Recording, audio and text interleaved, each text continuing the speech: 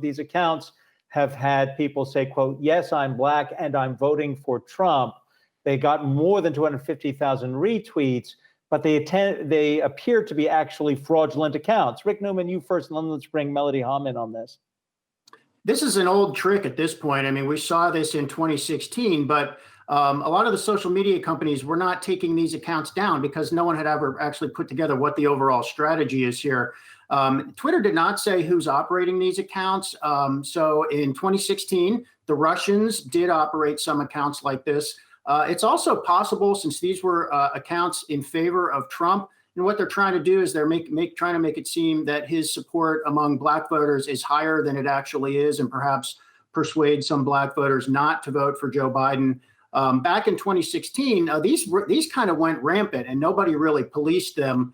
And they're just doing a better job of figuring out what's going on now. You can tell. I'm sure Twitter has all kinds of tools for detecting fake accounts that we don't have. But even out here, just among us, you can tell a fake Twitter account sometimes just by downloading the picture that's in the profile and then doing a reverse image search to figure out, is that a picture that is kind of all over the internet on social media profiles under a bunch of different names. That's one tell. So Twitter's on it, and we're probably going to see a lot more of this in the last couple of weeks of the election. I mean, a quick edit feature, right, to what you just said, Rick. Twitter actually was not the first to proactively probe this, right? It unfortunately comes from a lot of academic researchers. In this case, it was a group at Clemson University that pointed this out and basically did a longitudinal study trying to track how long this has been going on, especially because some of the accounts that we're talking about that have only recently been suspended, they've been in existence since 2017. So after Trump got elected, they sort of took a bunch of these handles and have been sitting on them and now tweeting for the first time, perhaps in early October. So it's pretty fascinating to see that social media companies, their stance still very much, I don't want to let them off the hook, right? Because their stance very much, even if they are able to identify some of these things early on, they would rather not speak to it until it's called out. So the fact that that is still the paradigm of the way these social media companies that leverage so much power and have these really pervasive and ubiquitous platforms are still waiting for someone to point it out, I think that's an inherent flaw in the system. I do also want to say this idea of a Blexit, which is what Black voters leaving the Democratic Party, Candace Owens, perhaps the most prominent figure of that movement, has been a real phenomenon, right? There is a certain very niche cohort that is part of that group.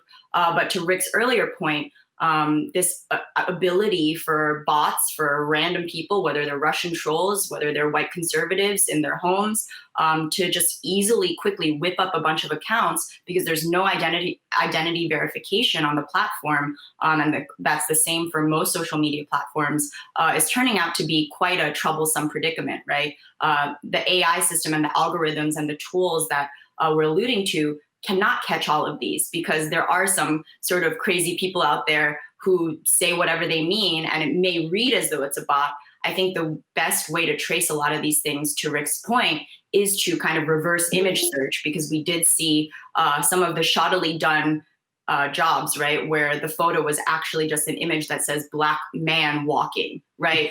So unfortunately, there's a lot of ways to detect this, but it does take a lot of work. This is not an easy sort of fix that one small department within a social media platform has been able to do. Hey, Mel, I think you're right. It does stand to reason that Twitter and Facebook, both, and YouTube, we should add, could be more aggressive about finding these. I mean, come on, they do have better tools. But it's also true that everybody is more aware of it now, and we're sort of crowdsourcing the policing of these sites. So, I mean, yes, you prefer that Twitter were finding this before that it became kind of rampant, but it's also a good thing that academics and journalists and others are doing it. And, the most important thing for anybody just thinking how to tell is just be skeptical. I mean, if you see these feeds that just seem like, really, does that make sense? Try look at the bio and see what you can figure. And if it looks fishy, it's fishy.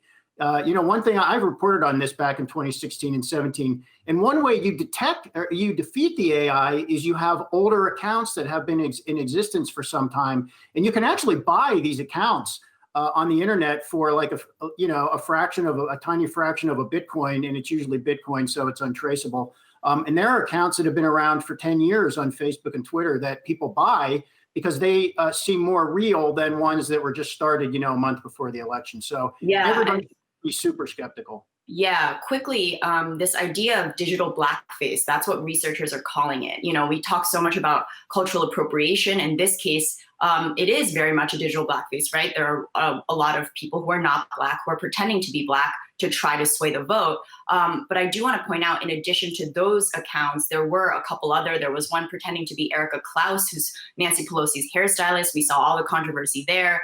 A few pretending to be white police officers in Philadelphia. So even just zooming in and focusing on one sort of demographic clearly will not root out the problem, right? This is a much long-standing, pervasive issue that will be a public-private partnership sort of endeavor to really get this weeded out. Hey investors, Zach Guzman here. Are you interested in learning more about the markets and getting the latest financial news? Well, then click right here to subscribe to our Yahoo Finance YouTube channel.